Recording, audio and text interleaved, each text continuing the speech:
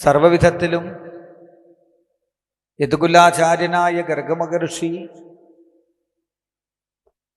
രോഹിണീനന്ദനന് രാമനെന്നും യശോദാപുത്രന് കൃഷ്ണൻ എന്നും നാമകരണം ചെയ്തു. അവിടെ നിന്ന് അങ്ങോട്ട് അല്പകാലം കഴിയുമ്പോഴേക്കും കാലേനാൽപേന രാജഋഷേ രാമകൃഷ്ണശ്ച ഗോകുലേ ജാനുഭ്യാം സഹപാണിഭ്യാം. രാമകൃഷ്ണന്മാര് ഗോകുലത്തില് അമ്പാടിയില് നന്ദഗോപരുടെ ആ വീട്ടിനകത്തളത്തില് മുട്ടുകുത്തി തൻ്റെ പൊഞ്ചിലമ്പ് കിലുക്കി അങ്ങനെ നീങ്ങാനായിട്ട് തുടങ്ങി. അപ്പൊ മുട്ടുകുത്തി പോണ സമയത്ത് ചിലപ്പോ കണ്ണാടി പോലെയുള്ള ആ നിലത്ത് തൻ്റെ തന്നെ അതിസുന്ദരമായ പ്രതിബിംബത്തെ കണ്ട് അത് മറ്റൊരു കുട്ടിയാണ് എന്ന് കരുതി കണ്ണാടി തോൽക്കും നീലത്തു തൻ ഛായയിൽ കണ്ണനീടയ്ക്കിടയ്ക്കും വച്ചും. ആ കുട്ടിയെ എടുക്കാനായിട്ട്, ആ കുട്ടിയെ പിടിക്കാനായിട്ട് ശ്രമിക്കുക. തൻ്റെ തന്നെ കാലിലുള്ളതായ പൊഞ്ചിലമ്പിൻ്റെ ശബ്ദം കേൾക്കുമ്പോൾ ആരോ പിടിക്കാൻ വരണുണ്ട് എന്ന ഭാവത്തിൽ ഇടയ്ക്കിടയ്ക്ക് തിരിഞ്ഞു നോക്കുക.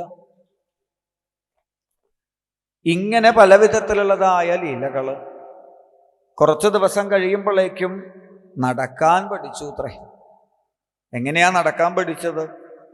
നന്ദഗോപര് കുട്ടികൾക്ക് നടക്കാൻ പഠിക്കാൻ ഒരു മിഷനൊക്കെ മധുരയെന്ന് വാങ്ങി കൊണ്ടുവന്നിട്ടുണ്ടെങ്കിലും അതൊന്നും ഉപയോഗിക്കേണ്ടി വന്നിട്ടില്ല. പ്രഗൃഹീത പുച്ഛൈഹി.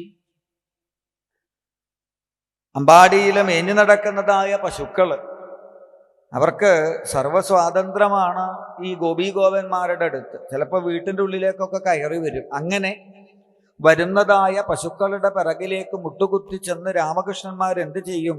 ആ പശുവിൻ്റെ വാല് പിടിച്ച് അവിടെ നിൽക്കും. പശുവിൻ്റെ വാല് പിടിച്ച് നിന്നാൽ പിന്നെ പശു നടക്കുമ്പോൾ നടക്കാണ്ടിരിക്കാൻ വഴിയല്ലോ. ആ പശു നടക്കണ സമയത്ത് വാലിൻ്റെ മുകളിൽ തൂങ്ങിയിട്ട് രാമകൃഷ്ണന്മാര് കാല് നീട്ടിവെച്ച് നടക്കാൻ പഠിക്കും. പശു സ്പീഡ് കൂട്ടിയാൽ കമഴ്ന്ന് വീഴും. അപ്പൊ അടുത്ത പശുവിൻ്റെ വാല് പിടിക്കും. ഇങ്ങനെ നടക്കാൻ പഠിച്ചു.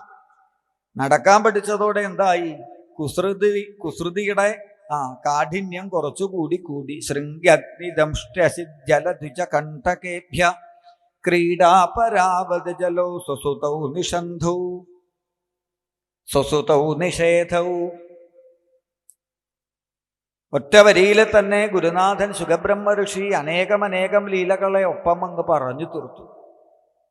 വളഞ്ഞ കൊമ്പുള്ളതായ പശുക്കളുടെ വളഞ്ഞ കൊമ്പുകളിൽ പോയിട്ട് ഒരു ഭാഗത്ത് ബലരാമൻ തൂങ്ങും, മറ്റേ ഭാഗത്ത് കൃഷ്ണൻ തൂങ്ങും. പശുവിൻ്റെ കൊമ്പ് പിടിച്ച് തൂങ്ങി ആടുക, ഇതൊരു കളിയാണ്. പിന്നെ പശുവിൻ്റെ, നായയുടെ, പൂച്ചയുടെയൊക്കെ വായയുടെ ഉള്ളിൽ കൈയിട്ടിട്ട് പല്ലുണ്ടോ നോക്കുക. ഇളകണ പല്ലുണ്ടെങ്കിൽ പറിച്ചു കൊടുക്കുക, പല്ല് തേപ്പിച്ചു കൊടുക്കുക. ഇത് വേറൊരു കളിയാണ്. കത്തിയെടുത്ത് വലിച്ചു കളിക്കുക, ഇത് വേറൊരു കളിയാണ്. സന്ധ്യാസമയത്ത് നാമം ജപിക്കാൻ വിളിക്കും യശോദ. രാമ, കൃഷ്ണ വരൂ, നാമം ജപിക്കാലോ. എത്ര വിളിച്ചാലും വരില്ല. അവസാനം യശോദയ്ക്ക് രണ്ടാളെയും കൊണ്ടുവരാനൊരു സൂത്രമുണ്ട്. എന്താ? ഓഫർ വയ്ക്കും. കദളിപ്പഴം. നാമം ജപിച്ചാൽ കദളിപ്പഴം തരാം. ഇത് കേട്ടാൽ രണ്ടാൾക്കാരോ ഓടി വരും. ഓടി വന്ന് ഒരു ഭാഗത്ത് യശോദയുടെ ഒരു ഭാഗത്ത് രാമനിരിക്കും, ഒരു ഭാഗത്ത് കൃഷ്ണനിരിക്കും.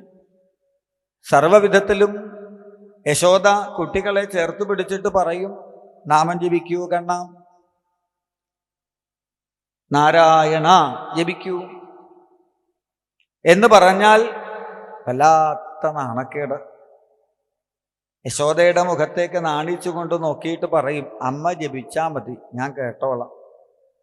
അതല്ല, നിങ്ങൾ ജപിക്കണം, എന്നാലേ പഴം കിട്ടുള്ളൂ. ജപിക്കണം അല്ലേ? യാതൊരു നാമമാണോ നമ്മളൊക്കെ ഉറക്കെ ജപിക്കണം എന്ന് പറയുന്നത്, അതേ നാമം ജപിക്കാൻ ഭഗവാന് വല്ലാത്തൊരു നാണക്കേട് അല്ലേ? ഇപ്പം ഈ മൈക്കിൽ കൂടി എൻ്റെ പേര് അനൗൺസ് ചെയ്യണം എന്ന് പറഞ്ഞാൽ നമുക്കൊരു വിഷമം ഉണ്ടാവില്ലേ? അതുപോലെ ഭഗവാന് നാമം ജപിക്കൽ വെച്ചാൽ വല്ലാത്ത ബുദ്ധിമുട്ട്. യശോദയോട് പറഞ്ഞു, ഞങ്ങൾ ജപിക്കുന്നുണ്ട്, കേൾക്കുന്നില്ലല്ലോ, ചെറുതായിട്ട്. അങ്ങനെ പോരാ, ഉറക്കെ ജപിക്കൂ. കദളിപ്പഴം വേണമെങ്കിൽ നാമം ജപിക്കണം എന്നൊക്കെ യശോദ അങ്ങ് പറഞ്ഞാൽ തല താത്തി ചിരിച്ചുകൊണ്ട് തൻ്റെ തന്നെ നാമം അങ്ങനെ ജപിക്കുന്ന നാരായണ എന്നു ജപിക്കാവേന്നാരോമലായി പറയും യശോദ നാണം കുണുങ്ങിയിട്ടു ജപിക്കുമപ്പോൾ നാരായണൻ താനിധി വാസുദേവൻ. അങ്ങനെ നാമം ജപിച്ചുകൊണ്ടിരിക്കുമ്പോൾ കുട്ടികൾ നാമം ജപം തുടങ്ങിയാൽ യശോദ കണ്ണടച്ചിട്ട് വിശ്വം വിഷ്ണുർവശക്കാരോ ഭൂതഭവ്യ ഭവത് പ്രഭു സഹസ്രനാമങ്ങ് തുടങ്ങും. അസ്സലായി. ഇനിയിപ്പോൾ ഈ സഹസ്രനാമം കഴിയണത് വരെ കദളിപ്പഴവും മുമ്പിൽ വെച്ചിട്ട് ഇരിക്കണ്ടേ? എന്താ വഴി? അവിടെ കത്തിക്കൊണ്ടിരിക്കുന്നുണ്ട് നിലവിളക്ക്. ഊതി അതവിടെ കെടുത്തു. അതൊക്കെ യശോദയോട് പറയും, അമ്മേ വിളക്ക് കെട്ടു. എങ്ങനെ? കാറ്റ് വീശി. ഞാൻ അറിഞ്ഞിട്ടില്ലല്ലോ. കണ്ണടച്ചിരുന്ന കാറ്റ് വീശിയാ മനസ്സിലാവും. കാറ്റ് വീശി. ഇപ്പൊ കൂരിരുട്ട. യശോദ പറയും, നിങ്ങൾ ഇവിടെ ഇരിക്കൂ, ഞാൻ വേഗം വിളക്ക് കത്തിച്ചു കൊണ്ടുവരാം, ഇളകരുത്, അനങ്ങരുത്, തട്ടി വീഴരുത് എന്നൊക്കെ പറഞ്ഞ് യശോദ പോയി വിളക്കൊക്കെ കത്തിച്ചു കൊണ്ടുവരുമ്പോഴേക്കും ഇലയിൽ കദളിപ്പഴത്തിന്റെ തോടു മാത്രം ഉണ്ടാവും. പഴമൊക്കെ കഴിച്ച് രണ്ടാളും രക്ഷപ്പെട്ടിട്ടും ഉണ്ടാവും. ഇങ്ങനെ അഗ്നി ബെഞ്ചിന്റെ മുകളില്, കട്ടിലിന്റെ മുകളില്, കസേരയുടെ മുകളില് എവിടെ ഇരുന്നാലും അപ്പോ കാലിങ്ങനെ ആട്ടിക്കൊണ്ടിരിക്കും. യശോദ പറഞ്ഞു, കണ്ണാ കാലാട്ടാൻ പാടില്ല, ഇങ്ങനെ കാലാട്ടാൻ പാടില്ല. എന്താ കാലാട്ടിയാള്? ഓരോ നാട്ടിൽ ഓരോ കാര്യാ പറയാ. ചില നാട്ടിൽ കാലാട്ടിയ കടം കീറും എന്നൊക്കെയാ പറയുക. ഇവിടെ അമ്പാടിയിലെ വിശ്വാസം എന്താ അറിയോ? ഇമ്മട്ടു കാലാട്ടരു തോമനേ. എന്താ കാലാട്ടിയാല്? നിന്നമ്മാമനായുസ്സു കുറഞ്ഞു പോകും. കാലാട്ടിയാലുണ്ടല്ലോ അമ്മാമൻ വേഗം ചാവും. അത് കേട്ടപ്പോ മുഖത്തൊരു സന്തോഷം. കാലാട്ടിയാല് അമ്മാമൻ വേഗം ചാവും. കാലാട്ടിയാൽ അമ്മാമൻ വേഗം ചാവോ? ചാവും. അത് കേട്ടതും ബലരാമേട്ടനെ നോക്കി ഒരു ചിരി. എന്തേ? എന്നാ പിന്നെ കാലാട്ടണതാ സൗകര്യം. ഹംസവധം കുറച്ച് കഴിഞ്ഞിട്ട് മതി എന്നാ വിചാരിച്ചത്. കാലാട്ടിയ വേഗം കഴിയല്ലോ. ഇങ്ങനെ അത്യാവശ്യം ഗോപികമാരൊക്കെ അവരവരുടെ ഗൃഹങ്ങളിലേക്ക് എടുത്തു കൊണ്ടുപോകും. യശോദയെ ഞാനിവനെ കൊണ്ടുപോവാണെങ്കിൽ ഉച്ച കഴിഞ്ഞ് തിരിച്ചു തരാമെന്ന് പറയും. അപ്പോഴേക്ക് ഉച്ചയ്ക്ക് അടുത്ത ഗോപിക കാത്തു നിൽക്കുന്നുണ്ടാവും. അവള് കൊണ്ടുപോകും, വൈകുന്നേരം തിരിച്ചു കൊടുക്കും. ഇങ്ങനെ ഗോപികമാരൊക്കെ അവരവരുടെ ഗൃഹങ്ങളിലേക്ക് സന്തോഷത്തോടു കൂട്ടിക്കൊണ്ടുപോകും. ഓരോ തരത്തിൽ ആ കണ്ണനെ അണിയിച്ചൊരുക്കും. ഓരോ വിധത്തില് ആ കണ്ണനെ ഭംഗിയായിട്ട് അണിയിച്ച് ആ ഗോപികമാര് പറയും, ഇന്ന് ഞാനാണ് കണ്ണനെ അലങ്കരിച്ചത്, ഇന്ന് ഞാനാണ് അലങ്കരിച്ചത് എന്ന ഭാവത്തിൽ അവരൊക്കെ ആ ഭഗവാനെ സേവിച്ചു. ഇപ്പോ അത്യാവശ്യം ഒറ്റയ്ക്ക് തന്നെ അവരുടെ വീടുകളിലേക്കൊക്കെ പോവും. പക്ഷെ അങ്ങനെ കയറി ചെല്ലണ ഒരാളൊന്നുമല്ല, കുറച്ച് അഭിമാനിയാണ്. അതുകൊണ്ട് തന്നെ ആ ഗേറ്റിന്റെ അടുത്ത് കൂടി അങ്ങോട്ടും ഇങ്ങോട്ടും തലവെട്ടിച്ച് നടക്കും. എന്തിനാ തലവെട്ടിച്ച് നടക്കേണ്ടതെന്നറിയോ? വിളിക്കണം, എന്നാലേ പോവുള്ളൂ. കണ്ണാ ഇങ്ങോട്ട് വരൂ എന്ന് വിളിച്ചാൽ അകത്തേക്ക് പോവും. മുറ്റത്തേ നിൽക്കുള്ളൂ. കയറി വരൂന്ന് പറഞ്ഞാലേ കയറുള്ളൂ. ഇരിക്കൂന്ന് പറഞ്ഞാലേ ഇരിക്കുള്ളൂ. വെണ്ണ വേണോന്ന് ചോദിച്ചാൽ വേണ്ടാന്നേ ആദ്യം പറയുള്ളൂ. പിന്നെ വെണ്ണ നിർബന്ധിച്ചാൽ തന്നെ വെറുതെ ഒന്നും തിന്നില്ല, എന്തെങ്കിലും പണിയെടുത്ത് സഹായിക്കും. ഈ പാത്രമൊക്കെ അടുക്കളയിൽ കൊണ്ടുവെക്കാനുള്ളതാ? അതെ, എന്നാ ഞാൻ കൊണ്ടുവെക്കാം, എനിക്കൊരു കുറച്ച് വെണ്ണ തന്നാൽ മതി. ഓ, ചെരുപ്പ് കഴുകാനുള്ളതാ? ഞാൻ കഴുകി തരാം, എനിക്കൊരു ഉരുള വെണ്ണ തന്നാൽ മതി. മുറ്റത്തൊക്കെ ചപ്പു ചവറുകളൊക്കെ ഉണ്ടെങ്കിൽ വേഗം ഒരു ഭാഗത്ത് പോയി ചൂലൊക്കെ എടുത്ത് ഈ ചപ്പു ചവറുകളൊക്കെ തൂത്ത് വൃത്തിയാക്കി പുറത്തിടും. എന്നിട്ട് വെണ്ണ മേടിക്കും. വെണ്ണ കിട്ടിയിട്ടില്ലെങ്കിൽ പോണ പോക്കിൽ പുറത്തുള്ള ചപ്പു ചവറൊക്കെ അകത്തിട്ടിട്ടേ പോവുള്ളൂ. പിന്നെ ചിലപ്പോ പാട്ടുപാടും, ചിലപ്പോ മിമിക്രി, ചിലപ്പോ മോണോ ആക്ട്, ചിലപ്പോ പ്രച്ഛന്ന വേഷം. രാവിലെ വീട്ടിൽ നിന്ന് ഇറങ്ങുമ്പോൾ തന്നെ എന്തെങ്കിലും കാടൻ്റെയോ വേടൻ്റെയൊക്കെ വേഷം കെട്ടി വന്ന് എന്തെങ്കിലുമൊക്കെ ഡാൻസൊക്കെ കളിച്ചിട്ട് വെണ്ണ ചോദിക്കും. കുറച്ച് ദിവസം കഴിഞ്ഞപ്പോൾ നല്ല നല്ല നൃത്തം ആരംഭിച്ചു എന്നാണ്. ഭംഗിയായിട്ട് നൃത്തം ചെയ്യാൻ തുടങ്ങി. അതോടുകൂടി ആ കണ്ണന്റെ ആനന്ദ നൃത്തം കാണാൻ വേണ്ടിയിട്ട് ഗോപികമാർക്ക് വല്ലാത്ത മോഹം. അപ്പൊ ഇവനൊന്ന് നൃത്തം ചെയ്ത് കിട്ടാൻ എന്താ വഴി? അപ്പോഴാണ് ഗോപികമാര് മനസ്സിലാക്കിയത്, വെണ്ണ തരാന്ന് പറഞ്ഞാൽ ഇവൻ എന്ത് പരിപാടിയും ചെയ്യും. അവിടെയാണ് ഗോപികമാര് പറയണത്, നൃത്തമാടൂ കൃഷ്ണ നടനമാടൂ കണ്ണ വെണ്ണ തരാം ഗോപാല എന്ന് പറഞ്ഞാൽ നൃത്തം ചെയ്യും. നൃത്തം കഴിഞ്ഞാൽ ഗോപികമാര് വെണ്ണ കൊടുക്കും. കുറച്ചു ദിവസം കഴിഞ്ഞപ്പോഴാ മനസ്സിലായത് ഇവരൊക്കെ എന്നെ പറ്റിക്കുക ചെയ്യണത്. എന്തേ, ഞാൻ അരമണിക്കൂറൊക്കെ ഇവിടെ നിന്ന് തുള്ളിയാൽ ഒരു ചെറിയ ഉരുള വെണ്ണയെ തരുന്നുള്ളൂ. തൻ്റെ നൃത്തത്തിന് ഇത്ര ചെറിയ ഉരുള വെണ്ണ മതിയോ? പോരാ. അപ്പൊ ഭഗവാനും ഡിമാൻഡ് വെച്ചു. എന്താ അറിയോ? അഡ്വാൻസ് ബുക്കിംഗ് എഴുതും. ഇനി നൃത്തം ചെയ്യണമെങ്കിൽ വെണ്ണ ആദ്യം കിട്ടണം. അങ്ങനെയായ എന്താ സൗകര്യം എന്ന് വെച്ചാൽ, വെണ്ണയുടെ വലുപ്പത്തിനനുസരിച്ചിട്ട് താൻ അധ്വാനിച്ചാൽ മതിയല്ലോ. വലിയ ഉരുള വെണ്ണയാണെങ്കിൽ ഒരമണിക്കൂറൊക്കെ ഡാൻസ് കളിക്കും. ചെറിയ ഒരു ഉരുളയാണെങ്കിൽ ആ ഗോപികയുടെ മുമ്പിൽ ചെന്ന് 2 ചാട്ടം ചാടിയിട്ട് പറയും, ഇതൊക്കെ ധാരാളം. ഇങ്ങനെ നൃത്തം ചെയ്യും. അത് സാധാരണ നൃത്തമല്ല, പിന്നെയോ അതിമനോഹരമായിട്ടുള്ളതായ നൃത്തം. ഓടി ഓടി ഓടി ഓടി ആ വീട്ടിനകത്ത് നൃത്തം ചെയ്യുന്നത് കണ്ടാൽ എല്ലാം മറന്ന് ആ കണ്ണന്റെ ആ കറുമ്പന്റെ നൃത്തത്തില് സർവവും മറന്നിരിക്കും ഗോപികമാര്. അല്ലേ? ഇപ്പൊ അടുത്ത കാലത്ത് ഇപ്പൊ കറുത്താളാണോ നൃത്തം ചെയ്യേണ്ടത്, വെളുത്താളാണോ ഡാൻസ് കളിക്കേണ്ടത് എന്നൊക്കെ പ്രശ്നം ഉണ്ടായി. ഭാഗവതം പറയുന്നു, ഈ കറുമ്പന്റെ നൃത്തം പോലൊരു നൃത്തം ലോകത്തിൽ ആരും കളിച്ചിട്ടില്ല. ഏതായാലും ഇവിടെ ആ നൃത്തം, നാടോടി നൃത്തം, എന്താ ഈ ഡാൻസിന്റെ ഉദ്ദേശം എന്നറിയോ? അടുക്കളയിലേക്ക് ഓടും തിരിച്ചു വരും, ബെഡ്റൂമിലേക്ക് ഓടും തിരിച്ചു വരും, പിറകിലുള്ള വരാന്തയിലേക്ക് ഓടും തിരിച്ചു വരും. ഈ ഒരു ഡാൻസ് കളിക്കുന്ന സമയത്താണ് ഇവരെവിടെയൊക്കെയാണ് വെണ്ണ വയ്ക്കണത്, ഇവരെവിടെയൊക്കെയാണ് പാല് സൂക്ഷിക്കണത്, അഥവാ മുമ്പിൽ കൂടി പിടിക്കാൻ വന്ന പുറത്തേക്ക് പോകേണ്ട പിറകിലുള്ള വാതിലിന്റെ കുറ്റി എവിടെയാണ്, ഒക്കെ സ്കെച്ചിട്ട് വയ്ക്കും. ഇന്നിപ്പോൾ അങ്ങനെ ചില കള്ളന്മാരുണ്ടല്ലോ, നമ്മുടെ വീട്ടിൽ പകല് പലതും വിൽക്കാന്നൊക്കെ പറഞ്ഞിട്ട് വരും. എന്നിട്ടോ രാത്രിയിൽ വന്നിട്ടാണ് അവരുടെ പരിപാടിയൊക്കെ നടത്തുക. ആ കള്ളന്മാരുടെയൊക്കെ ഗുരുനാഥൻ ഈ പറഞ്ഞ വിദ്വാന. പകല് വന്ന് ഈ നൃത്തമൊക്കെ കളിച്ച് ഡാൻസൊക്കെ കളിച്ചിട്ട് ആ വീടിന്റെ പരിസരവും കാര്യങ്ങളൊക്കെ മനസ്സിലാക്കിയാൽ 2 ദിവസം കഴിഞ്ഞാൽ പിന്നെ പതുക്കെ പതുക്കെ പതുക്കെ വെണ്ണയുടെ കുടത്തുനിന്ന് വെണ്ണ കുറയാൻ തുടങ്ങും. പാലിന്റെ പാത്രത്തിന്റെ അടിയിൽ ദ്വാരം, ഇങ്ങനെ ചെറിയ ചെറിയ പ്രശ്നങ്ങളൊക്കെ തുടങ്ങി. വല്ല ചാത്തൻ അങ്ങനെ വല്ല പ്രശ്നമുണ്ടോ അമ്പാടിയിൽ? എന്തേ, ഈയിടെയായിട്ട് വെണ്ണയുടെ കുടം പൊട്ടിയിരിക്കുന്നു, പാലിന്റെ കുടത്തിൽ നിന്ന് പാല് മറിഞ്ഞു പോകുന്നു, എന്തോ പ്രശ്നമുണ്ട്. അമ്പാടിയിൽ ഏതോ ഒരു ചാത്തൻ ഇറങ്ങിയിട്ടുണ്ട് എന്ന് ആദ്യം അവരൊക്കെ വിചാരിച്ചു. പുറത്തൊന്നും അധികം പറഞ്ഞില്ല. പിന്നെ എപ്പോഴോ 2 ഗോപികമാര് സംസാരിക്കുമ്പോഴാണ് പറഞ്ഞത്, എന്താ അറിയില്ല, ഈയിടെയായിട്ട് വെണ്ണയും പാലും ഒക്കെ കിട്ടുന്നത് വളരെ കുറവാണ്. അപ്പൊ മറ്റേ ഗോപിക പറഞ്ഞു, കണ്ണൻ അവിടെ വന്ന് നൃത്തം ചെയ്തു. എന്നാ പിന്നെ ഒന്ന് നോക്കിയാൽ മതി, ഒന്ന് ആലോചിച്ചാൽ മതി. അവൻ എപ്പോ വന്ന് ഡാൻസ് കളിച്ചോ 2-ാം ദിവസം മുതലാണ് ഈ വെണ്ണയും പാലും ഇല്ലാണ്ടാവുന്നത്. അപ്പൊ അവൻ തന്നെയല്ലേ? സംശയമില്ല, അവൻ തന്നെയാണ്. അവിടെ സകല ഗോപികമാരും കൂടി യശോദയുടെ മുൻപിൽ ചെന്ന് പരാതി പറയുന്നതാണ്.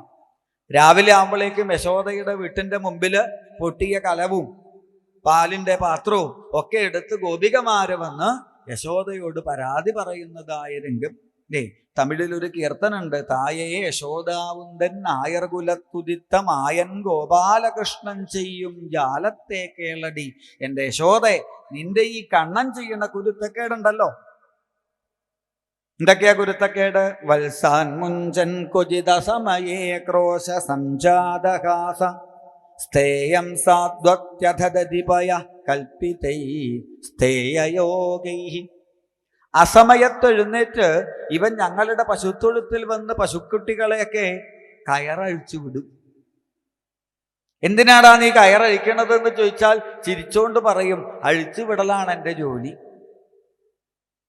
ഇനി അഥവാ വേറെന്തെങ്കിലും, പശുക്കുട്ടി പോയി പാല് കുടിക്കില്ലേ എന്ന് പറഞ്ഞാൽ അപ്പൊ ഇവൻ പറയും, എൻ്റെ അമ്മയുടെ പാല് ഞാൻ കുടിക്കണില്ലേ, അപ്പൊ പിന്നെ പശുവിന്റെ പാല് പശുക്കുട്ടിയല്ലേ കുടിക്കേണ്ടത്. ഇങ്ങനെ ന്യായം പറഞ്ഞ് ഇവൻ രക്ഷപ്പെടും. പശുക്കുട്ടികളുടെ ആ കയറഴിച്ചു വിടണു എന്നുള്ളത് ഒരു ഭാഗം. വെണ്ണ, പാല്, തൈര് തുടങ്ങിയതായ കുടങ്ങള് ആ കുടത്തുനിന്ന് കുറച്ചെടുക്കലല്ല. പിന്നെയോ ആദ്യമൊക്കെ കുടത്തുനിന്ന് കുറച്ച് വെണ്ണ എടുക്കും, കുറച്ച് പാലെടുക്കും, പിന്നെ കുടം അപ്പാടെ അങ്ങ് എടുത്തു കൊണ്ടുപോകും. എന്നിട്ടോ അതിലുള്ള വെണ്ണയും പാലും ഒക്കെ കഴിക്കും. അത് ഇവൻ കഴിക്കേണ്ടതാണെങ്കിൽ കുഴപ്പമില്ല, കുട്ടിയല്ലേ, കുറച്ച് കഴിച്ചോട്ടെ എന്ന് വിചാരിക്കാം. മർക്കാൻ ഭോക്ഷ്യൻ, കൊരങ്ങന്മാർക്ക്, നായകൾക്ക്, പൂച്ചകൾക്ക് ഒക്കെ ഈ വെണ്ണയും പാലും ഒക്കെ ഇവൻ വിതരണം ചെയ്യും. ഇനി പോട്ടെ, ഈ കൊരങ്ങനും നായക്കും പൂച്ചയ്ക്കൊക്കെ കൊടുത്തിട്ട് ബാക്കിയുള്ളത് ആ കുടത്തിൽ വെച്ചൂടെ യശോദേ? നാത്തി ഭാണ്ഡം ഭിനത്തി, ആ കുടം എറിഞ്ഞു പൊട്ടിക്കും. ഇതാ ഇന്നലെ എൻ്റെ വീട്ടിൽ നിന്ന് പൊട്ടിച്ച കുടത്തിന്റെ കഷ്ണം തെളിവിന് ഞാൻ കൊണ്ടുവന്നതാ, നിനക്ക് വിശ്വാസമായില്ലേ ഞങ്ങൾ പറയണത്? അപ്പോ യശോദയുടെ മുമ്പിൽ വന്ന ഗോപികമാരിങ്ങനെ കൃഷ്ണനെ കള്ളൻ എന്ന് പറയുമ്പോ യശോദയ്ക്ക് അത് തീരെ അങ്ങ് ഇഷ്ടാവണില്ല, തൻ്റെ മകനെ കള്ളെന്ന് വിളിക്കണത്. യശോദ പറയും, അവൻ കുട്ടിയല്ലേ, നിങ്ങൾ എന്തിനാ അവനിങ്ങനെ, നിങ്ങൾ തന്നെയാ അവനെ എടുത്തു കൊണ്ടുപോയി മുറിയും ഒക്കെ കാണിച്ചു കൊടുത്തത്. അവനെ എടുക്കണ്ട, അവനിവിടെ നിന്നോട്ടെ എന്ന് പറഞ്ഞപ്പോ ഞാൻ ഇവനെ വീട്ടിലേക്ക് കൊണ്ടുപോവാണെന്ന് പറഞ്ഞ് നിങ്ങൾ തന്നെ അവനെ ക്ഷണിച്ചു കൊണ്ടുപോയത്. കുട്ടികളെ കുറ്റം പറയരുത്. പിന്നെ നിങ്ങൾക്ക് ഈ വെണ്ണയും പാലും ഒക്കെ ഈ താഴത്തെന്തിനാ വയ്ക്കണത്? അത് കുറച്ച് മുകളിൽ വെച്ചൂടെ? അപ്പൊ ഇവനെടുക്കുവോ? ആര് പറഞ്ഞു? യശോദയെ, ഞങ്ങളിപ്പോ ഈയിടെയായിട്ട് വെണ്ണയും പാലും ഒക്കെ ഉറിയില് കെട്ടിത്തൂക്കും. ഉറിയില് കെട്ടിത്തൂക്കുക എങ്ങനെ അറിയോ? 5-6 കുടങ്ങൾ മുകളിൽ വെക്കും. അപ്പോ ഇവനെ പറ്റിക്കാൻ വേണ്ടിയിട്ട് ഞങ്ങള് ഏറ്റവും അടിയിലുള്ള കുടത്തില് പച്ചവെള്ളം നിറയ്ക്കും, 2ാമത്തെ കുടത്തില് വെണ്ണ, 3ാമത്തെ കുടത്തില് പച്ചവെള്ളം, 4ാമത്തെ കുടത്തില് തൈര്, 5ാമത്തെ കുടത്തില് പച്ചവെള്ളം, ഇങ്ങനെ ഇടയിൽ പച്ചവെള്ളം വെക്കും ഇവനെ പറ്റിക്കാൻ. പക്ഷേ നിന്റെ മകനുണ്ടല്ലോ, ഉള്ളിലിരിപ്പറിയാൻ മിടുമിടുക്കന. എന്തേ? ആ ഉറിയുടെ ചോട്ടിൽ നിന്നിട്ട് ഇങ്ങനെ കുറച്ച് സമയം സൂക്ഷിച്ചു നോക്കിയിട്ട് ചിരിച്ചോണ്ട് പറയും, അടിയിലുള്ളത് പച്ചവെള്ളം, അതിൻ്റെ മുകളിലുള്ളത് വെണ്ണയാ, 4ാമത്തെ കുടത്തിലാ പിന്നെ പാല്.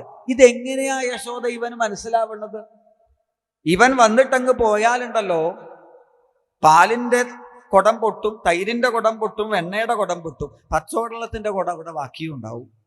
അപ്പൊ യശോദ ചോദിച്ചു, ഇത്ര ചെറിയ ഈ കുട്ടി എങ്ങനെയാ ഈ ഉറിയുടെ മുകളിലെത്തുക? അതിനൊക്കെ വഴിയുണ്ട്. ഹസ്താഗ്രാകേരചയതി വിധിം പീഡഗോലൂഖലാഠീ ഛിദ്രം ഹ്യന്തർനിഹിതവയിനശിക്യഭാണ്ഡേഷു തദ്വിൽ തൈരുണ്ണാനാശ പൊങ്ങിത്തരമടുരുറി തൻ കീഴിലേറിപ്പതുങ്ങി കയ്യെത്താഞ്ഞൊട്ടു തേങ്ങി. ഉറിയുടെ ചോട്ടില് കുറേ സമയം നോക്കും മുകളിലേക്ക് നോക്കിയിട്ട് തുള്ളി നോക്കും, തുള്ളിയിട്ട് എത്തുന്നുണ്ടോ നോക്കും, തുള്ളിയിട്ട് എത്തണില്ല.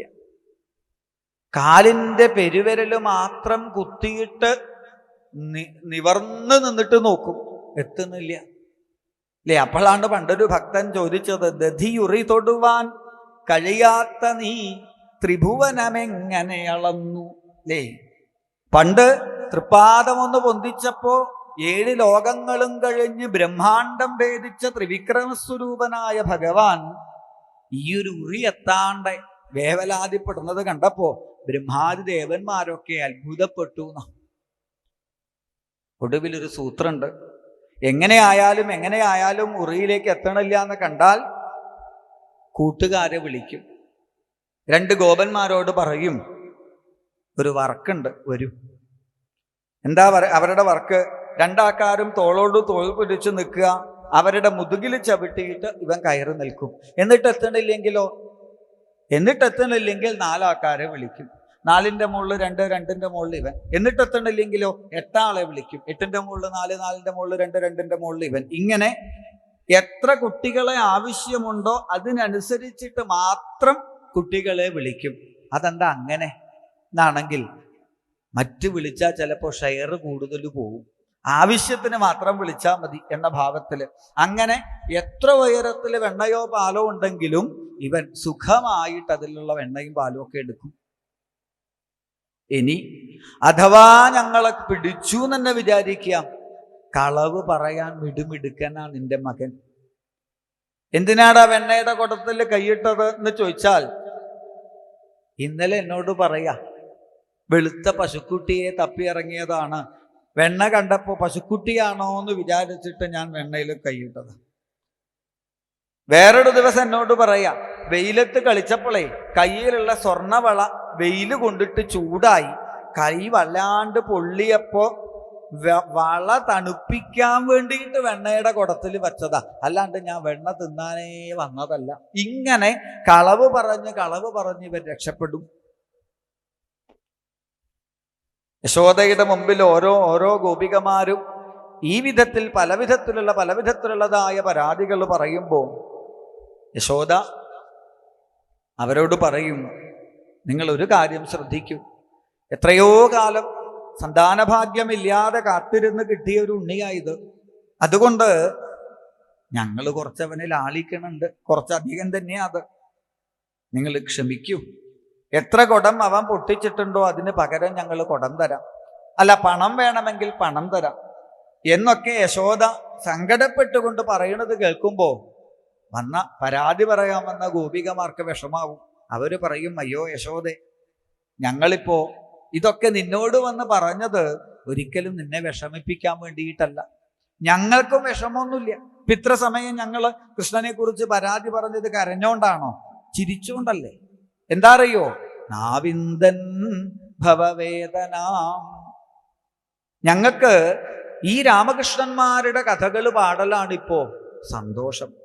പലതരം പ്രാരബ്ധങ്ങളുള്ളവരാ ഞങ്ങൾ, പലതരം ദുഃഖങ്ങളുള്ളവരാ ഞങ്ങൾ. പക്ഷേ യശോദേ, നിന്റെ മക്കളുടെ ഈ രാമകൃഷ്ണന്മാരുടെ കഥകളെ പാടാൻ തുടങ്ങിയാലുണ്ടല്ലോ സകല ദുഃഖങ്ങളും ഞങ്ങൾ മറക്കുന്നു.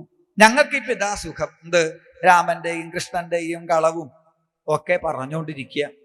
അപ്പൊ യശോദ പറഞ്ഞു, നിങ്ങൾക്കിപ്പോ ഇവരുടെ കളവ് ഒക്കെ പറയാൻ സുഖം ഉണ്ടാവും, പക്ഷെ എനിക്കത്ര കേൾക്കാൻ സുഖമൊന്നുമില്ല. ഇനി നിങ്ങൾ കള്ളെന്ന് വിളിക്കണുണ്ടെങ്കിൽ അതെന്തിനാ എൻ്റെ മുമ്പിൽ വന്ന് വിളിക്കണത് എന്നാണെങ്കിൽ, യശോദേ, നിന്റെ മുൻപിൽ വന്ന് ഈ പരാതി പറയണതിനൊരു കാരണമുണ്ട്. എന്താ കാരണം എന്നറിയോ? നീ കാണണില്ല. നിന്റെ മുമ്പിൽ വന്ന് കൃഷ്ണൻ അങ്ങനെ ചെയ്തു ഇങ്ങനെ ചെയ്തു എന്നൊക്കെ ഞങ്ങൾ പരാതി പറയുമ്പോ നിന്റെ സാരിയുടെ പിറകിൽ നിന്ന് 2 ഉണ്ടക്കണ്ണുകൾ ഞങ്ങളോട് ചില ഗോഷ്ഠികളി കാണിക്കുന്നുണ്ട്. തന്നെക്കുറിച്ച് പരാതി പറയുന്നതായ ഗോപികയെ നോക്കി യശോദയുടെ പിറകിൽ നിന്ന് ആ ഉണ്ടക്കണ്ണ് ഉരുട്ടി പേടിപ്പിക്കൂ അത്രേ. നീ അമ്മയോട് പറഞ്ഞു കൊടുക്കുമല്ലേ, ഞാൻ അങ്ങോട്ട് വരുന്നുണ്ട് നാളെ, ഒരൊറ്റ വണ്ണയും അവിടെ നാളെ ബാക്കി ഉണ്ടാവില്ല എന്ന ഭാവത്തിലെ യുദ്ധം സ്ത്രീഭി സഭയനയന ശ്രീമുഖാലോഹിനീഭി വ്യാഖ്യാതാർത്ഥ പ്രകസിതമുഖീ നഹ്യുബാലധുമൈച്ചൽ. ആ ഭഗവാന്റെ കടാക്ഷമേൽക്കാൻ വേണ്ടിയിട്ട് ഗോപികമാരെ യശോദയുടെ മുമ്പിൽ ഇങ്ങനെ പരാതി പറയുന്നതായ രംഗങ്ങൾ. ഇവിടെ ഓരോ ഗോപികയ്ക്കും ഓരോ ബാലലീലകളെ യശോദയ്ക്ക് മുൻപിൽ പാടിക്കൊടുക്കാനുണ്ടായിരുന്നു എന്നുണ്ടെങ്കിൽ യശോദ എന്ന ആ ഭാഗ്യവതിയായ അമ്മയ്ക്കും ഓരോ ദിവസവും ഓരോ വിധത്തിലുള്ളതായ ആനന്ദലീലകളെ ഭഗവാൻ അനുഭവിപ്പിച്ചു. യശോദയുടെ ഹൃദയത്തില് ആ ബാലകൃഷ്ണന്റെ ഓരോ ദിവസത്തെയും ലീലകള് എന്തെന്നില്ലാത്ത ആനന്ദത്തെ കൊടുത്തു എന്നാണ്. മാതാ കിം യദുനാഥ ദേഹി ചഷകം. യശോദ വെണ്ണയൊക്കെ കൊടുത്ത് വയറൊക്കെ നിറച്ച് ആ അരമണിയൊക്കെ ഒന്ന് ലൂസാക്കി വയറൊക്കെ നിറഞ്ഞിട്ടുണ്ട്. അത്രയ്ക്ക് ഭംഗിയായി ഭക്ഷണം കൊടുത്ത് അടുക്കളയുടെ ഒരു മൂലയ്ക്ക് അവിടെ ഇരുത്തി. എന്നിട്ട് പറഞ്ഞു, ഇനി ഇവിടുന്ന് അനങ്ങരുത് എന്നൊക്കെ പറഞ്ഞവിടെ സമാധാനിപ്പിച്ച് തൈര് കടയാൻ തുടങ്ങി. തൈരങ്ങനെ കടഞ്ഞ് അവസാനമാവുമ്പോഴേക്കും അതിൻ്റെ ഉള്ളിൽ നിന്ന് നവനീതം പുതുവെണ്ണ നിറഞ്ഞങ്ങനെ വരണത് കാണുമ്പോഴേക്കും വിശപ്പ് തുടങ്ങി. പതുക്കെ യശോദയോട് പോയി ചോദിച്ചു, അമ്മേ കുറച്ച് വെണ്ണ തരുമോ? വല്ലാണ്ട് ഇപ്പല്ലേ നീ വെണ്ണ തിന്നത്. അപ്പൊ തിന്നാന്ന് പറഞ്ഞാൽ ഇനി അമ്മ എന്തായാലും ഇന്ന് തരാൻ പോണില്ല. എന്താ വഴി? ആലോചിച്ചപ്പോ ഒരു സൂത്രം തോന്നി. പതുക്കെ അരയിൽ നിന്ന് ആ ഓടക്കുഴലെടുത്ത് ചുണ്ടിലേക്ക് ചേർത്ത് ഓടക്കുഴൽ വിളിക്കാൻ തുടങ്ങി. സ്വതവേ നല്ല ശബ്ദം വരാറുണ്ട്, പക്ഷേ ഇപ്പൊ ഓടക്കുഴൽ വിളിക്കുമ്പോൾ അതിൻ്റെ ഉള്ളിൽ നിന്ന് കാറ്റിന്റെ ശബ്ദം മാത്രമേ കേൾക്കണുള്ളൂ. യശോദ നോക്കുമ്പോൾ ഓടക്കുഴൽ തട്ടി നോക്കണുണ്ട്, കുടഞ്ഞു നോക്കണുണ്ട്, അതിൻ്റെ ഉള്ളിൽ കൂടി കണ്ണിട്ട് നോക്കണുണ്ട്. യശോദ ചോദിച്ചു, എന്തു പറ്റി കണ്ണ? ഓടക്കുഴൽ കേടായും തോന്നണുണ്ടമ്മേ, ശബ്ദം വരുന്നില്ല. അത് നീ ശരിക്കും ഊതിയതല്ലേ? ഞാൻ ഇന്ന് രാവിലെ വരെ ഓടക്കുഴൽ ഊതുന്ന് കേട്ടിട്ടില്ലേ അമ്മ? ഇപ്പൊ ഓടക്കുഴൽ കേടായി. അതെങ്ങനെ ഇപ്പൊ കേടായത്? അറിയില്ല. ഇനിയിപ്പൊ എന്താ ചെയ്യാം? വേറെ ഓടക്കുഴലും മേടിക്കാം. എന്തിനാ അച്ഛൻ്റെ പൈസ വെറുതെ കളയുന്നത്? വേറെ ഓടക്കുഴലൊന്നും മേടിക്കണ്ട. ഈ ഓടക്കുഴൽ നമുക്ക് നേരെയാക്കി എടുക്കാം. ഓടക്കുഴൽ നന്നാക്കാനൊക്കെ നീ പഠിച്ചുവോ? എൻ്റെ ഒരു കൂട്ടുകാരൻ പഠിപ്പിച്ചതാ ഇന്നലെ. അവൻ്റെ ഓടക്കുഴലിൻ്റെ ശബ്ദം പോയപ്പോ അവൻ ചെയ്തൊരു സൂത്രമുണ്ട്. എന്താ സൂത്രം എന്നറിയോ? ഈ ഓടക്കുഴലിന് നല്ല ശബ്ദം വരാൻ എന്തു വേണം? തൽ സുഷിര നിരകളിൽ വെണ്ണ പൂശേണമിപ്പോൾ. ഈ ഓടക്കുഴലിന്റെ ദ്വാരം മുഴുവൻ വെണ്ണ. അത് നേരത്തെ എനിക്ക് തന്ന പോലെയുള്ള വെണ്ണയല്ല, അമ്മയുടെ കയ്യിൽ ഇപ്പില്ലേ, ഇപ്പോഴത്തെ പുതിയ അങ്ങനെയുള്ള വെണ്ണ ഈ ഓടക്കുഴലിന്റെ ദ്വാരത്തിൽ നിറച്ചു വെക്കണം. എന്നിട്ടോ ഈ ഓടക്കുഴൽ കൊണ്ടുപോയി വെയിലത്ത് വെച്ചാൽ വെണ്ണയ്ക്ക് ഉരുകിപ്പോവല്ലോ. ഓടക്കുഴൽ നല്ല ശബ്ദം. എൻ്റെ കൂട്ടുകാരൻ്റെ ഓടക്കുഴലിന് ഇപ്പം എന്താ ശബ്ദം എന്നറിയോ? കുറച്ച് വെണ്ണ തരുമോ ഓടക്കുഴലിന് കൊടുക്കാൻ വേണ്ടിയിട്ട് എന്ന് ചോദിച്ചാൽ യശോദ വേഗം ഒരു ഉരുള വെണ്ണ കയ്യിൽ കൊടുക്കും. വെണ്ണങ്ങ് കിട്ടിയാൽ അതും എടുത്തിട്ട് ഓടും. ഏതെങ്കിലും വാതിലിൻ്റെ പിറകിൽ പോയി നിന്ന് ഈ വെണ്ണ വേഗം അങ്ങ് കഴിക്കും. യശോദ വിളിച്ചു ചോദിക്കുന്നുണ്ട്, കണ്ണ വെണ്ണ ഉരുകി പോണുണ്ടോ? അപ്പോ ചിരിച്ചോണ്ട് പറയും, ഉരുകാണ്ട് തന്നെ പോണുണ്ടോ എന്നും പറയും. കുറച്ചു കഴിഞ്ഞ് സുന്ദരമായിട്ട് ആ ഓടക്കുഴൽ വിളിച്ച് അമ്മയെ സന്തോഷിപ്പിക്കുന്നതായ ആ ബാലകൃഷ്ണൻ കുറച്ചു സമയം കഴിഞ്ഞാൽ വീണ്ടും വരും. അമ്മേ, എന്തേ? വെണ്ണ വേണം. വേഗം ഒരു കയ്യിലേക്ക് ഒരു ഉരുള വെണ്ണ ഇവിടെ കൊടുത്തു. വലത്തെ കൈയിലേക്ക് വെണ്ണ കിട്ടിയാൽ യശോദയുടെ മുഖത്തേക്ക് ഇങ്ങനെ നോക്കും. ഇടത്തെ കൈയിനെ ഒന്ന് നോക്കും, അമ്മയെ ഒന്ന് നോക്കും. വലത്തേക്ക് എന്തേ? അമ്മ വലതുപക്ഷക്കാരിയാ? ഇടത്തെ കൈക്ക് വെണ്ണയില്ലേ? ഇടത്തെ കൈക്ക് വേറെ വെണ്ണ വേണം. ഈ ഇടത്തെ കൈ ആരാ അറിയോ? വലത്തെ കൈയിൻ്റെ സഹോദരനാണ് ഇടത്തെ കൈ. അപ്പോ വലത്തെ കൈക്ക് മാത്രം വെണ്ണ കൊടുക്കുമ്പോ ഇടത്തെ കൈക്ക് സങ്കടാവും. ബലരാമേട്ടന് മാത്രം വെണ്ണ കൊടുക്കുമ്പോ ഞാൻ കരയില്ലേ? എനിക്ക് മാത്രം വെണ്ണ തരുമ്പോ ബലരാമേട്ടൻ കരയാറില്ലേ? അതുപോലെ ഒറ്റക്കൈ തന്നിൽ നീ വെണ്ണ തന്നിടുമ്പോൾ മറ്റേ കൈ കണ്ടിട്ടു കേഴുമല്ലോ. മൂത്തവൻ കയ്യിൽ നീ വെണ്ണ കൊടുക്കുമ്പോൾ ആർത്തനായി കേഴുന്നോരെന്നെ പോലെ. ബലരാമേട്ടന് മാത്രം വെണ്ണ കൊടുത്താൽ ഞാൻ കരയാറില്ലേ? എനിക്ക് മാത്രം വെണ്ണ തന്നാ ബലരാമേട്ടൻ കരയാറില്ലേ? അതുപോലെ വലത്തെ കൈക്ക് അമ്മ വെണ്ണ കൊടുക്കുമ്പോ ഇടത്തെ കൈ കരയുന്നുണ്ട്. എന്നാ ഇപ്പൊ ഞാൻ വെണ്ണ തരില്ല. ഇപ്പൊ തരില്ല എന്ന് പറഞ്ഞാൽ അപ്പൊ അടുത്ത ചോദ്യം, പിന്നെ എപ്പോഴാ തരിക? രാത്രി ആവട്ടെ, രാത്രി തരാം. രാത്രി തരാമെന്ന് പറഞ്ഞാൽ ഒഴിവാവുന്ന വിചാരിച്ചത്. അപ്പൊ അടുത്ത ചോദ്യം, അമ്മേ രാത്രി എന്ന് പറഞ്ഞാൽ എന്താ? രാത്രി എന്ന് പറഞ്ഞാൽ എന്താ? യശോദയ്ക്ക് ആകെ വേവലാതിയായി. കാരണം ഇതിങ്ങനെ സ്കൂളിൽ പോയി പഠിച്ചൊന്നും അല്ല യശോദ. രാത്രി എന്ന് പറഞ്ഞാല്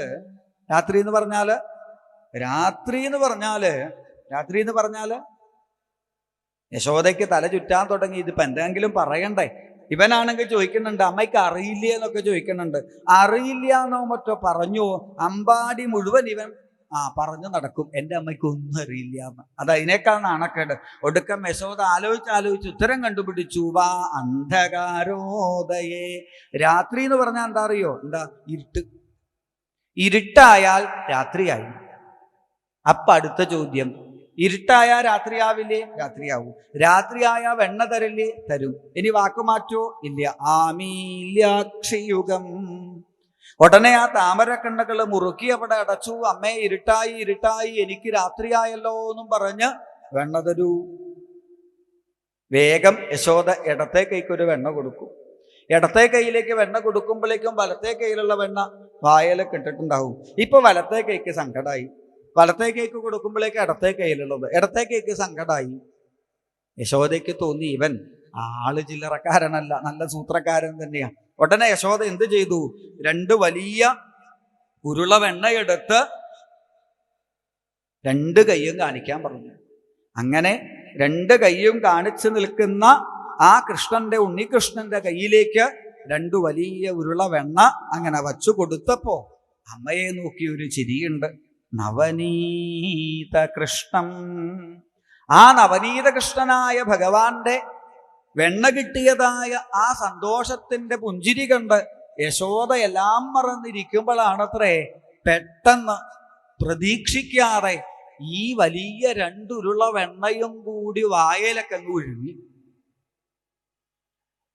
ഇത് പെട്ടെന്ന് വായലൊക്കെ അങ്ങ് വിഴുങ്ങണത് കണ്ടപ്പോഴേ യശോദ ഒന്ന് അത്ഭുതപ്പെട്ടു. പെട്ടെന്ന് അവിടെ മുഖഭാവം മാറി. അയ്യയ്യോ, വെണ്ണയൻ തൊണ്ട തന്നിൽ തങ്ങിപ്പോയി. അമ്മേ, വെണ്ണ എൻ്റെ തൊണ്ടയിൽ തങ്ങിപ്പോയി, എനിക്ക് ശ്വാസം കിട്ടണില്ല, എനിക്കൊന്നും പറയാൻ പറ്റണില്ല, കണ്ണ് മിഴിച്ചു, ഉരുട്ടി മിഴുക്കുന്നുണ്ട്, കിട്ടുകിട്ട് വിറയ്ക്കുന്നുണ്ട്. വേവലാതി കണ്ട യശോദ ആകെ പേടിച്ചു. എന്തിനാ കണ്ണ അങ്ങനെ വിഴുങ്ങിയതെന്നൊക്കെ ചോദിച്ച് വായയിലേക്ക് കൈയിട്ടപ്പോ കൈയിട്ടാ അത് താണുപോവില്ലേ? ഇനിയിപ്പോ എന്താ ചെയ്യേണ്ടത്? ഒറ്റ വഴിയേ ഉള്ളൂ. ഞാൻ പോയിട്ട് ഗോപികമാരോട് പറയാം. ഗോപികമാരോട് പറയണ്ട, എന്തേ അവർക്കിത് കളവാണ് എന്ന് മനസ്സിലാവും. പാവം, ഈ യശോദയെ പറ്റിക്കണ പോലെയൊന്നും എളുപ്പമല്ല ഗോപികമാരെ പറ്റിക്കല്. ഇനിയിപ്പോ എന്തു വേണം? ഒറ്റ വഴിയേ ഉള്ളൂ. എന്താ വഴി? തൊണ്ടയിലുള്ള വെണ്ണ എങ്ങനെയെങ്കിലും അവിടെ ഒന്ന് ഉരുക്കി അങ്ങ് കളയാം. തൊണ്ടയിലുള്ള വെണ്ണ എങ്ങനെയാ ഉരുക്കുക? ചൂടുപാൽ ചെല്ലുകിലതുരുകും. തിളച്ച പാല്, ചൂടുപാലം കൊഴിച്ചാൽ വെണ്ണ ഉരുകി പോവുമല്ലോ. അമ്മ പോയിട്ട് ചൂടുപാല് നിനക്കല്ലേ ശ്വാസം കിട്ടണില്ല എന്നൊക്കെ പറഞ്ഞത്? അല്ല, പാല് തിളക്കണവരെയുള്ള ശ്വാസമൊക്കെ എൻ്റെ കയ്യിലുണ്ടാവും. യശോദ ഇത് കേട്ട് ഓടിപ്പോയി അടുപ്പ് കത്തിച്ച് പാലിന്റെ പാത്രം വെച്ച് പാലൊഴിച്ച് തിളപ്പിക്കുമ്പോഴേക്കും ഇവിടുന്ന് നിലവിളിക്കുന്നുണ്ട്. ഞാനിപ്പോ ചത്തുപോവോ, വേഗം വരണേ എന്നൊക്കെ പറഞ്ഞ് നിലവിളിക്കുന്നുണ്ട്. യശോദ ആ ചൂട് പാല് ഗ്ലാസ്സിലേക്ക് പകർന്ന് സാരിത്തുമ്പ് കൊണ്ടത് കൂട്ടിപ്പിടിച്ചോടി വരുമ്പോഴേക്കും തലമുടിക്കൊക്കെ കഴിഞ്ഞ് വേർത്ത് കുളിച്ച് കണ്ണടച്ച് കിടക്കുന്നുണ്ട്. പേടിച്ചു പോയി യശോദ. എടുത്ത് കുലുക്കി കണ്ണാന്നൊക്കെ വിളിച്ചപ്പോ വായ മാത്രം തുറക്കുന്നുണ്ട്. അപ്പൊ ഒരു സംശയം തോന്നി. ഏതായാലും ആ ചൂട് പാല് കുറച്ച് ആ വായയിലേക്ക് ഊതി അങ്ങനെ ഒഴിച്ചു. ഒരിറക്ക് പാലങ്ങ് കുടിച്ചതും പെട്ടെന്ന് യശോദയുടെ കൈ പിടിച്ചിട്ട് ചോദിക്കുക, പഞ്ചസാര ഇട്ടിട്ടില്ല അല്ലേ? യശോദയ്ക്ക് വന്നു ഒരു ദേഷ്യം. ഇവിടെ മനുഷ്യന്റെ ജീവൻ പകുതി പോയി. വേഗം ആ പാല് മുഴുവൻ അവിടെ കുടിച്ചു. മുഴുവൻ പാലും അങ്ങ് കുടിച്ച് യശോദയുടെ മാറിടത്തിലേക്ക് ചേർന്ന് അമ്മയെ നോക്കിയിട്ട് ഒരു ഭാവമുണ്ടത്രേ. ആവൂ, സമാധാനായി. സത്യം പറയട്ടെ, അമ്മ ഇപ്പോ ഈ പാല് കൊണ്ടുവന്നിട്ടില്ല വിചാരിക്കാം, അമ്മയുടെ കണ്ണൻ ചത്തുപോവായിരുന്നു കേട്ടോ എന്ന് പറയുമ്പോഴേക്കും യശോദ ആ വായ അവിടെ പൊത്തും. കാരണം അങ്ങനെ ഒരു വാക്ക് കേൾക്കാനുള്ള ശക്തി പോലും വാത്സല്യനിധിയായ അമ്മയ്ക്കില്ല. യശോദ പറയും, എത്ര വേണമെങ്കിലും പാല് തരാം, എത്ര വേണമെങ്കിലും വെണ്ണ തരാം, കണ്ണ അങ്ങനെ പറയരുതേ എന്ന് പറഞ്ഞ് ആ സച്ചിദാനന്ദ ബ്രഹ്മമായ ഭഗവാനെ വാരി കൈയിലെടുത്തമ്മ ഭാഗ്യം മാറിൽ ചേർത്തു പീഡിച്ചു പൂണർന്നു. പൂർണ്ണ ബ്രഹ്മത്തെ മാറോടണച്ച പുണ്യമാതാവേ കൈതോഴാം ഞങ്ങൾ. തൻ്റെ മാറിടത്തിലേക്ക് ചേർത്ത് പിടിച്ച യശോദ എന്ന പരമഭാഗ്യവതിയായ ആ അമ്മയുടെ പാദത്തെ നമസ്കരിച്ചുകൊണ്ട് ഭഗവാന്റെ അതിസുന്ദരമായ ബാലലീലകള്, താൻ ബന്ധനത്തിലാണെങ്കിലും ഭക്തന്മാരുടെ ബന്ധനം തീർക്കാൻ സാധിക്കും തനിക്ക് എന്ന് കാണിക്കാൻ കുബേരപുത്രന്മാരായ നളകൂപരമ നിഗ്രീവന്മാര് നാരദശാപം മൂലം മരുതുവൃക്ഷങ്ങളായി നിൽക്കുന്ന രംഗത്തിലേക്ക് ഉരലുമായി എത്തി ആ വൃക്ഷത്തിന്റെ നടുവിൽ കൂടി ചാടി അവർക്ക് മോക്ഷത്തെ കൊടുത്ത, ശാപമോക്ഷത്തെ കൊടുത്തതായ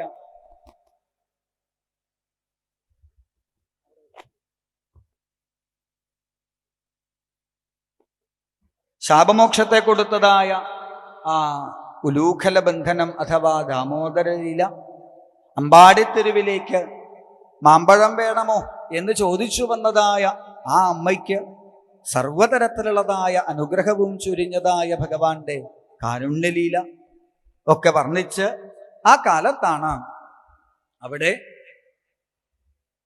ഉപനന്ദൻ എന്ന് പേരായിട്ടുള്ളതായ ഒരു ഗോപൻ ഒരഭിപ്രായം പറഞ്ഞത്. ഇപ്പോ ഈ അമ്പാടി എന്നുള്ള സ്ഥലത്ത് ശകടാസുരൻ, തൃണാവർത്തൻ, പൂതന തുടങ്ങിയതായ രാക്ഷസ ശക്തികൾ വന്ന് നമ്മളെ ഉപദ്രവിച്ചു എന്ന് മാത്രല്ല, കൃഷ്ണാവതാരം അല്ലെങ്കിൽ കൃഷ്ണന്റെ സാന്നിധ്യത്തോടുകൂടി അവരുടെ പശുക്കള് സമ്പത്ത് വർദ്ധിച്ചു വന്നു എന്നാണ്. ഇപ്പോ പശുക്കളെയൊന്നും കൂട്ടാനുള്ള സ്ഥലമില്ല അമ്പാടിയിൽ. അത്രയ്ക്ക് ഐശ്വര്യമായി വൃന്ദാവനത്തില്, അമ്പാടിയിൽ. അതുകൊണ്ട് ഈ ഉപനന്ദൻ എന്ന ഗോപൻ പറഞ്ഞു, നമുക്ക് ഈ അമ്പാടിയിൽ നിന്ന് താമസം മാറ്റാം, സ്ഥലം പോരാ ഇവിടെ. അല്പം അങ്ങോട്ട് നീങ്ങിക്കഴിഞ്ഞാൽ ഗോവർദ്ധനവും യമുനാ നദിയും കനിഞ്ഞനുഗ്രഹിച്ചതായ ഒരു പുണ്യഭൂമിയുണ്ട്, വൃന്ദാവനം എന്നാണ് പേര്. ആ വൃന്ദാവനത്തിൽ എത്തിയാൽ പശുക്കൾക്ക് ധാരാളം വെള്ളവും പുല്ലും സദാസമയവും ലഭിക്കും. അതുകൊണ്ട് നമുക്ക് അമ്പാടിയിൽ നിന്ന് വൃന്ദാവനത്തിലേക്ക് താമസം മാറ്റിയാലോ ചോദിച്ചപ്പോ എല്ലാവരും ആ അഭിപ്രായത്തെ മുഖവിലേക്കെടുത്തു. അങ്ങനെ അമ്പാടിയിൽ നിന്ന് സകല ഗോപികമാരും ഗോപന്മാരും അവരവരുടെ സാധനങ്ങളും വീട്ടുപകരണങ്ങളും കുട്ടികളെയും ഒക്കെ എടുത്തുകൊണ്ട് വൃന്ദാവനത്തിലേക്ക് പുറപ്പെടുന്നു. വലിയ വലിയ കാളവണ്ടികളിൽ വീട്ടുസാധനങ്ങളൊക്കെ കെട്ടിവെച്ച് വയസ്സായിട്ടുള്ള ആൾക്കാരെയൊക്കെ വണ്ടികളിൽ ഇരുത്തി, ചെറുപ്പക്കാരൊക്കെ പല സാധനങ്ങളും ചുമന്നുകൊണ്ട്, കുട്ടികളൊക്കെ പാട്ടുപാടിയും ഓടക്കുഴൽ വിളിച്ചും നൃത്തം ചെയ്തും മുൻപില് അങ്ങനെ വൃന്ദാവനത്തിലേക്ക് ഒരു ഘോഷയാത്ര, വൃന്ദാവന പ്രവേശനം. വൃന്ദാവനം എന്നുള്ളതായ പുണ്യഭൂമിയിലേക്ക് ഭഗവാൻ ആ അച്ഛനമ്മമാരോടൊപ്പം ഗോപീഗോപന്മാരോടൊപ്പം പ്രവേശിച്ചു. അവിടെ ആ ഗോപന്മാര് വീട് നിർമ്മിക്കാൻ, ഗൃഹം നിർമ്മിക്കാനായിട്ട് തീരുമാനിച്ചു. അപ്പൊ എല്ലാവരും നോക്കണത് എന്താ അറിയോ? നന്ദഗോപര് എവിടെയാ വീടിന് കുറ്റിയടിക്കണത് എന്നാ. എന്തിന്? എന്നിട്ട് വേണം നമ്മുടെ വീട് തീരുമാനിക്കാൻ. നന്ദഗോപര് ആ വൃന്ദാവനത്തിൽ ഒത്തൊരു സ്ഥലത്ത് തൻ്റെ ഗൃഹത്തിനുള്ള ആ കുറ്റിയടിച്ചതും ശകടൈരർത്ഥചന്ദ്രവൽ, ഗോപന്മാര് അർത്ഥചന്ദ്രാകൃതിയില്, ഒരു ഭാഗത്ത് നിന്ന് അർത്ഥചന്ദ്രാകൃതിയില് ആ നന്ദഗോപരുടെ വീടിന് ചുറ്റുമായിട്ട് ഗൃഹം നിർമ്മിച്ചു എന്നാണ്. എന്തിനാ അർദ്ധചന്ദ്രാകൃതിയിൽ വെച്ചത് എന്നാണെങ്കിൽ, എല്ലാവർക്കും രാവിലെ വാതിൽ തുറന്നാൽ തന്നെ നന്ദഗോപരുടെ ഗൃഹം കാണണം, കൃഷ്ണനെ ഓർമ്മ വരണം. ആ വിധത്തില് ആ വൃന്ദാവനവാസികള് ഗൃഹങ്ങളെ നിർമ്മിച്ചു. അത്യാവശ്യം ചെറിയ ചെറിയ പശുക്കുട്ടികളെയൊക്കെ കൂട്ടി രാമകൃഷ്ണന്മാര് കൂട്ടുകാരായ ഗോപന്മാരോടൊപ്പം ആ ഗോവർദ്ധന പർവ്വതത്തിന്റെ അരികിലേക്ക് പശുക്കുട്ടികളെ മേയ്ക്കാൻ പോയി. ഒരു 5-6 വയസ്സൊക്കെ ആവുമ്പോഴേക്കും ചെറിയ പശുക്കളെയല്ല, വലിയ വലിയ പശുക്കളെയും മേയ്ക്കാനുള്ള പാടവം, ധൈര്യമൊക്കെ വന്നു കുട്ടികൾക്ക്. അങ്ങനെ രാവിലെ ആയാൽ പശുക്കളെയും പശുക്കുട്ടികളെയൊക്കെ കൂട്ടി അവര് പശുക്കളെ മേയ്ക്കാനായിട്ട് പോകും. അങ്ങനെ ഇരിക്കെ വലിയൊരു പക്ഷിയായി വന്ന് ഭഗവാനെ വിഴുങ്ങാൻ ശ്രമിച്ചു ബഗാസുരൻ എന്ന കംസഭൃത്യൻ. ആ ബഗാസുരനെ ഭഗവാൻ വധിച്ചു. ഒരു ദിവസം കുട്ടികളൊക്കെ പലതരം കളികൾ കളിക്കുമല്ലോ, അങ്ങനെ കളിക്കുന്ന സമയത്താണ് ഒളിച്ച് കളിച്ചത്. അവിടെ ഭഗവാനാണ് ഏതോ ഒരു ഒരു മരത്തിന്റെ അടുത്ത് നിന്ന് മരത്തിന് കണ്ണൊക്കെ പൊത്തിയിട്ട് എണ്ണാൻ തുടങ്ങി. ഗോപന്മാര് പറഞ്ഞു, കൃഷ്ണ പുറത്തേക്ക് നോക്കരുത്, നീ കള്ളനാണ്, ഞങ്ങൾക്ക് വിശ്വാസമൊന്നുമില്ല എന്നൊക്കെ പറഞ്ഞപ്പോ ഞാൻ നോക്കില്ല എന്നൊക്കെ പറഞ്ഞു. ഭഗവാൻ അവിടെ കണ്ണൊക്കെ പൊത്തി എണ്ണാൻ തുടങ്ങി. ഗോപന്മാര് ഒളിക്കാൻ പറ്റിയ സ്ഥലം എവിടെയാ നോക്കി ആ ഗോവർദ്ധന പർവ്വതത്തിന്റെ അരികിലെത്തിയപ്പോ അവിടെ വലിയൊരു ഗുഹ.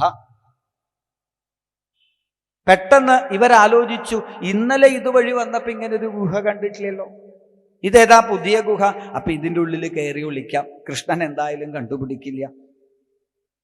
ഉള്ളിലേക്ക് കയറിയപ്പോഴാണ് ഈ ഗുഹയുടെ ഉള്ളിലേക്ക് നോക്കൂ, നല്ല ചുവന്ന പരവതാനി വിരിച്ചിട്ടുണ്ടല്ലോ, ആരോ കയറാൻ വേണ്ടിയിട്ട്. അങ്ങനെ ആ പരവതാനിയിൽ കൂടിയിട്ട് ഇവരെങ്ങനെ നടന്നു പോകുന്നുണ്ട് കുട്ടികൾ.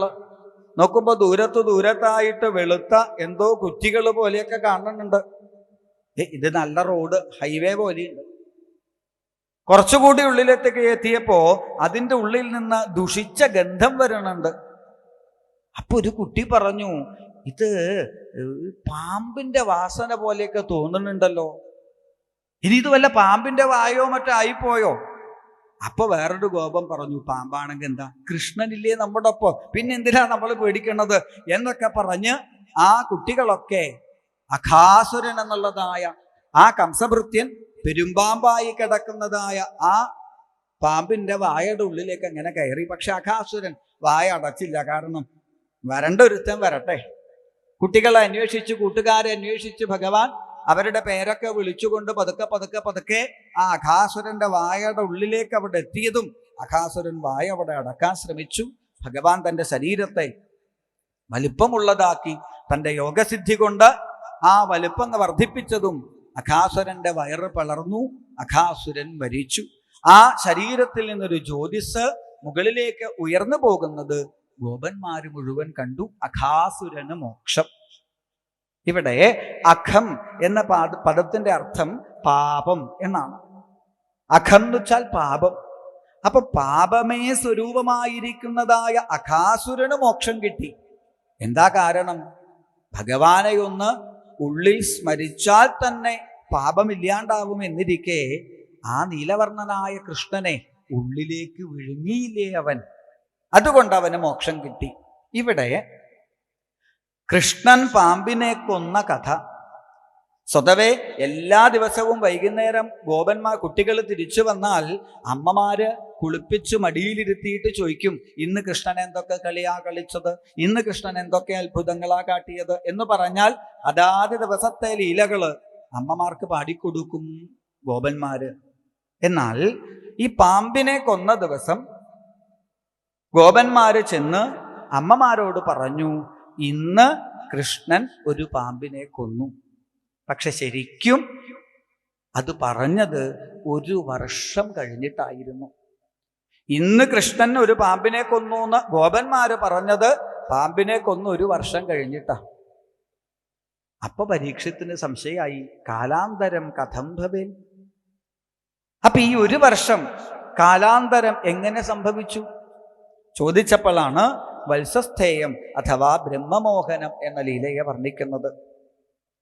ഭഗവാൻ ഉച്ചവരെയാണ് പശുക്കളെ മേയ്ക്കാറ്. ഉച്ചയോടുകൂടി തിരിച്ചു വരാറാണ് പതിവ് സ്വതവേ. ഒരിക്കൽ കൃഷ്ണൻ കൂട്ടുകാരോട് പറഞ്ഞു, കൂട്ടുകാരെ, നാളെ മുതൽ നമുക്ക് ചെറിയൊരു മാറ്റം. രാവിലെ പശുക്കളെ മേയ്ക്കാൻ വന്നു കഴിഞ്ഞാൽ വൈകുന്നേരം തിരിച്ചു പോയാൽ മതി. അങ്ങനെ വൈകുന്നേരം വരെ നിന്നാൽ എന്താ ഗുണം എന്നറിയോ? പശുക്കൾക്ക് കൂടുതൽ പുല്ലും ഭക്ഷണമൊക്കെ കഴിക്കാൻ പറ്റും. പിന്നെ ഉച്ച സമയത്തുള്ള പോക്കുണ്ടല്ലോ, അത് വല്ലാത്ത ബുദ്ധിമുട്ടാണ്. ഉച്ച സമയത്താവുമ്പോൾ വെയിലൊക്കെ നല്ലോണം ഉണ്ട്. അല്ലെങ്കിൽ ഞാൻ കറുത്തിട്ടാണ്, ഇനി കുറച്ചും കൂടി കറുത്തു പോയാലോ. അപ്പൊ വൈകുന്നേരം വെയിലൊക്കെ താണിട്ട് നമുക്ക് പോയാൽ മതി. അപ്പൊ ഗോപന്മാര് ചോദിച്ചു, അല്ല കൃഷ്ണ, പശുക്കളുടെ വയറ് നിറഞ്ഞാൽ മതിയോ? ഉച്ചയ്ക്ക് നമ്മുടെ വയറ് നിറയ്ക്കണ്ടേ? അതിനൊരു വഴിയുണ്ട്. എല്ലാ ഗോപന്മാരും അവരവരുടെ ഗൃഹങ്ങളിൽ നിന്ന് ഓരോ തരത്തിലുള്ള ഭക്ഷണങ്ങൾ കൊണ്ടുവരിക. അങ്ങനെ നമ്മൾ കൊണ്ടുവന്ന ഭക്ഷണങ്ങളെല്ലാം ചേർത്ത് നമുക്കൊപ്പം ഭക്ഷണം കഴിക്കാം എന്ന് കൃഷ്ണൻ പറഞ്ഞപ്പോൾ എല്ലാവർക്കും അത് നല്ലൊരു അഭിപ്രായമായിട്ട് തോന്നി. ഓരോ ഗോപന്മാരും തീരുമാനിച്ചു. ഭഗവാൻ പറഞ്ഞു, എല്ലാവരും തലേ ദിവസം ഒരു മീറ്റിംഗ് കൂടും. ആ മീറ്റിങ്ങിൽ എന്തൊക്കെ ഭക്ഷണം നാളെ കൊണ്ടുവരാമെന്ന് പറയണം. ഇല്ലെങ്കിൽ എന്താ കുഴപ്പം? 2 ആൾക്കാർ ഒരേ സാധനം കൊണ്ടുവന്നാൽ പ്രശ്നമാവുമല്ലോ. അതുകൊണ്ട് തലേ ദിവസം തീരുമാനിക്കാം. അങ്ങനെ ഓരോ ഗോപന്മാരും പിറ്റേ ദിവസം ഓരോ വിധത്തിലുള്ള ഭക്ഷണങ്ങളെ കൊണ്ടുവന്നു.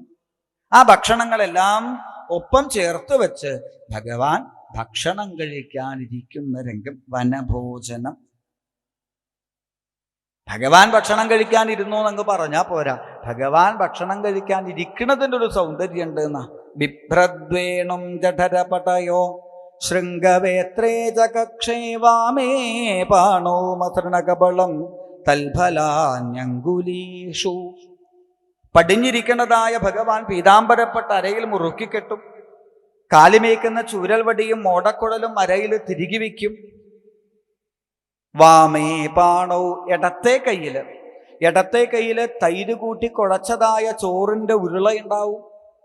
തൽഫലാന്യങ്കുലീഷു അല്ലേ, ഈ താമരവളയം, പാവയ്ക്ക, ഇതൊക്കെ കൊണ്ടുണ്ടാക്കിയ കൊണ്ടാട്ടങ്ങളുണ്ട്, വറുത്ത കൊണ്ടാട്ടങ്ങൾ. അപ്പൊ ഈ കൊണ്ടാട്ടങ്ങളുടെ നടുവിലുള്ള ഭാഗം, ഇപ്പൊ പാവയ്ക്ക കൊണ്ടാട്ടത്തിന്റെ നടുവിലുള്ള കുരു ഒന്ന് തട്ടിക്കളഞ്ഞാൽ അതെന്തായി? അങ്കുലീയമായി, മോതിരമായി അല്ലേ. പ്രത്യേകിച്ച് പാവയ്ക്ക കൊണ്ടാട്ടത്തിൻ്റെയൊക്കെ ആ പുറത്തുള്ള ഡിസൈനൊക്കെ നോക്കിയാൽ ആലുക്കാസിൽ പോയാലും കൂടെ കിട്ടില്ല ഇത്ര നല്ല മോതിരം. അപ്പോ ഊണ് കഴിക്കുന്നതിന് മുമ്പ് ആദ്യത്തെ പരിപാടി എന്താ? കുട്ടികൾ എല്ലാവരും അവരവരുടെ വിരലുകളിൽ ഈ കൊണ്ടാട്ടം സൈസിനനുസരിച്ചിട്ട് മോതിരായിട്ടിടും. അത് ചിലപ്പോൾ ഒരു വിരലിൽ 5 മോതിരൊക്കെ ഇടും ചിലര്. ഇങ്ങനെ വിരലിൻ്റെ ഇടയിൽ ഈ കൊണ്ടാട്ടം വച്ചാൽ പിന്നെന്താ സൗകര്യം എന്നാണെങ്കിൽ, ചോറ് കഴിക്കുമ്പോൾ കൊണ്ടാട്ടം ഏത് പാത്രത്തിലാന്ന് തപ്പി നോക്കണ്ട അല്ലേ. ചോറ് കഴിക്കുക, ഒരു വിരലുള്ള മോതിരം കടിക്കുക. ചോറ് കഴിക്കുക, അടുത്ത വിരലുള്ള മോതിരം കഴിക്കുക. ചോറ് കഴിക്കുക, അടുത്തവന്റെ വിരലുള്ള മോതിരം കടിക്കുക. ഇങ്ങനെ തൽഫലാന്യങ്കുലീഷു തിഷ്ഠൻ മധ്യേ, നടുവിലായിട്ട് കൃഷ്ണൻ ഇരുന്നു എന്ന് പറഞ്ഞാൽ ചുറ്റുമായിട്ട് ഗോപന്മാരിരുന്നു. സ്വപരിസുഹൃദോഹാസയൻ നർമ്മഭിസ്വൈഹി എന്നു മാത്രല്ല, കൂട്ടുകാരോട് തമാശ പറഞ്ഞു പൊട്ടി പൊട്ടി ചിരിച്ചുകൊണ്ട് തൻ്റെ ഭക്ഷണം അങ്ങോട്ട് കൊടുത്തും അവരുടേത് ഇങ്ങോട്ടെടുത്തും യജ്ഞഭുക്ക്. ആരാ ഭഗവാൻ?